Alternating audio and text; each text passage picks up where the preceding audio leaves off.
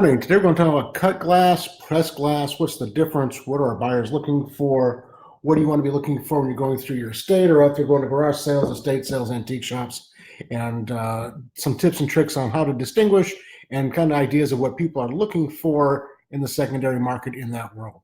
Thanks for watching Behind the Gavel with Jason. Today is Friday, as is always the case. On Friday mornings, we do this little show where I talk about something in the antique industry or I'm just going to share this on my personal page real quick.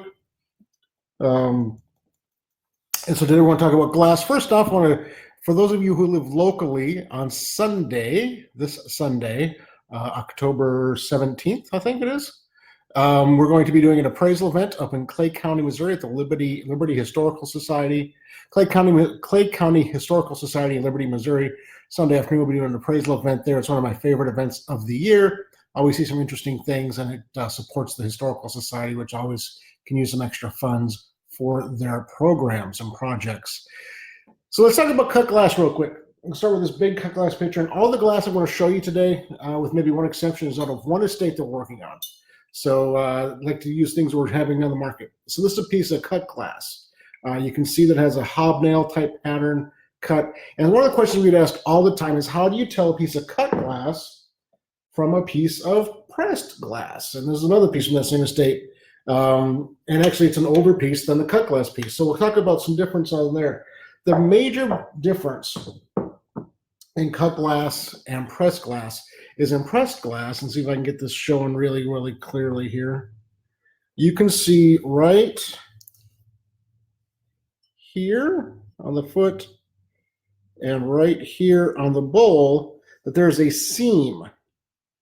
And that's actually because this was made with a press. So the cut glass that was molten in the molten form was poured into a mold, and it was forced together. And a seam occurs where that happens, where the two pieces combine, or where the mold actually has the seam to seal it.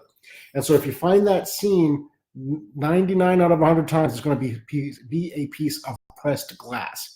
It could still be hand blown because you could blow into a mold. So that doesn't necessarily mean that it's a lesser piece of glass. It just means that it's pressed. On a piece of cut glass, almost exclusively they're on hand-blown pieces.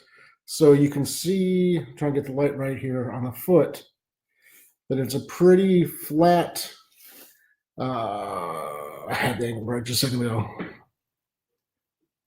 So you can see that they're actually cutting on the foot, but this rim here has been ground flat. Thanks for watching, Jan. If you have any questions, let us know. And so this is actually a hand-blown picture, probably blown into a mold, but it's a hand-ground panel, hand-ground foot on it, so it sits perfectly flat if it's not damaged. And then all of these cuttings are done with a metal or stone wheel. Cut glass has actually been around for hundreds of years. The earliest we know of cut glass in existence is about 1500 BC in Egypt. And there was examples of it from that time forward. And then mainly, obviously, everything in the United States originated in Europe, right? We're a country of Europeans, immigrants, German, European, French, and so on and so forth, Irish.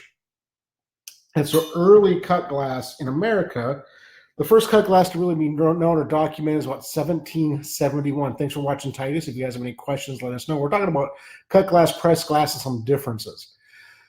So about 1771, the very first piece of cut glass in America is known. William Stiegel was a German immigrant. He started a glass factory in Pennsylvania. And about 1771 or so, he made the first piece of cut glass where they took metal wheels, cut into glass, and created a piece of cut glass. Probably looked similar to this. This is what a lot of people know as cut glass or as Irish crystal. This looks a lot like Waterford. There's no marks on it. Waterford, 99 out of 100 times will have a Waterford acid-etched mark on it somewhere. This is probably circa 1900, 1910. Nice big decanter. But this is all cut as well. But this is the Irish style, these big flat cuts, just these notches on the rim here. So you see this, we think of Irish crystal, and that's very much the Irish or European fashion. About 1830 or so is the middle period for American cut glass. Then 1876, countries celebrating our centennial, techniques, technology, and craftsmen have come to the point where they can really start doing some amazing things with cut glass. And from about 1876 until World War I, the American brilliant cut glass industry is really at its fullest, and its most important, and its most productive. And pieces like this are created then. A lot of love there. So you can hear it has a high lead content. That's what gives the ring. It's very heavy and very dense. Obviously, if you're cutting this with a metal wheel or a stone wheel, you need that thickness because you're cutting glass. This is glass. It damages easily. So you're cutting into this with a copper or steel or stone wheel to get these patterns. There's a lot of different patterns available and made. These notch tooth, houndstooth type top is pretty common. And so 1876 through about 1915, give or take a year on the back end, is when the American brilliant cut glass empire, stronghold on the market takes place. Economy's doing great. 10 years after the Civil War, America's celebration, centennial celebration, that goes all the way through World War I, and then of course World War I is like 1907 or 2017 for 2007 to put it into a current time parlance.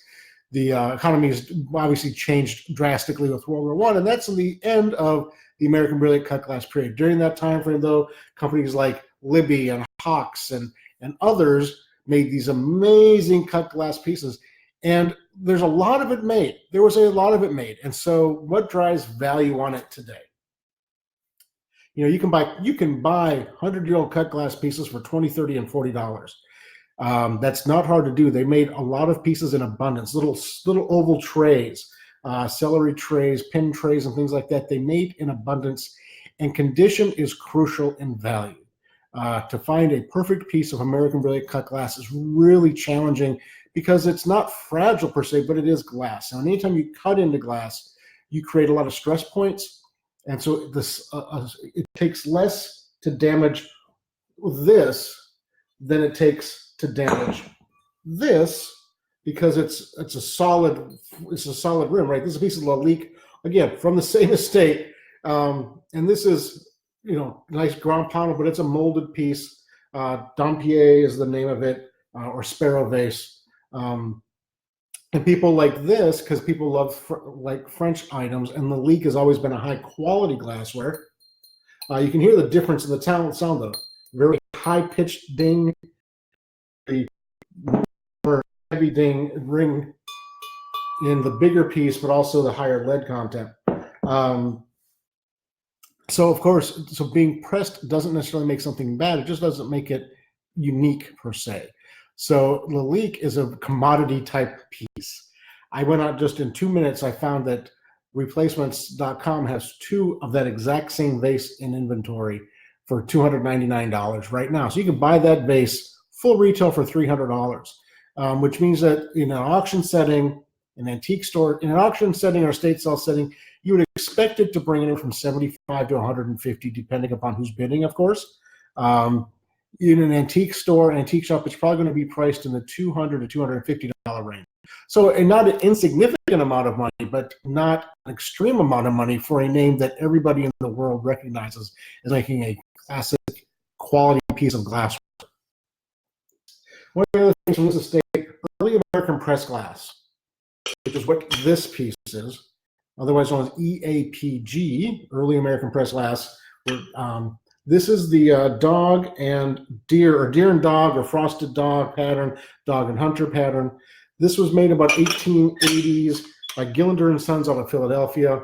There's a lot of pressed glass out there as well. So even at the time, cut glass would have been more expensive than pressed glass for the simple reason you have to pay a craftsman to make it. You're probably going to have more breakage as well. So you have more loss. And you could, remelt and reuse those pieces of glass, I'm assuming, but you still have loss. You still have breakage. You still have to pay somebody there to sit there and take this piece and grind it on a wheel and get the cuts right, get the angles right. And so that's cost more money than one guy running a machine that's putting out hundreds of these pieces of glass in the same time. You might be able to make 100 of these for the time it takes you to make one of those. And so the cut glass costs more originally than pressed glass. And so it's not that, the big refrain, nobody wants your parents' stuff. It's not that nobody wants, it's just that we understand now more fully the amount of quantity available. There are still a lot of people who love early American pressed glass and buy it, but you don't have to pay as much money for it. It never was meant to be a luxury object. It was never meant to be an expensive object. There are rare pieces in any of those patterns that would demand more attention and bidding from a true collector. But for the majority of people, having a nice example is all they need. And this is a nice covered dish in really nice condition. So this, frosted dog, dog and hunter pattern that has the acid etched decoration. This is original 1880s. This technique was available and used then. This pattern was made with or without the decoration on the frosted decoration. This piece is probably $20 to $40 on its own in the market today at auction or an antique store. There's a pair of them in this estate, so we'd expect the pair to bring between $50 and $100 because pairs are always more desirable and in demand than singles. And as a decorative object, they're great. And pairs on a buffet obviously look good, and people appreciate that, especially in that you can put great candies in there for holidays and really be a fun thing. Oh, you're welcome, Ricky. Thanks for watching. If you have any questions, let me know. I'd be happy to answer them while we're going along here. So one of the other things, we talked about those things. So let's talk about the value of the pitcher real quick. So big, heavy cut glass pitcher. There's a bunch of tumblers that go with this. We'll sell them together, obviously. But the pitcher alone has some chips on the top, which you expect. Like I talked about, it's not fragile, but it's delicate. Little chips are expected, but they definitely detract from value. I would expect if we were just to sell this pitcher on its own, it's probably $40 to $60, right around that $50 range. With tumblers, you can add $10 to $30 per tumbler. So if you have a pitcher and 6, you're talking, roughly $100 if they're in good condition. If they're in perfect shape, I'd expect it to be more like $200 to $400. Good, easy, double value.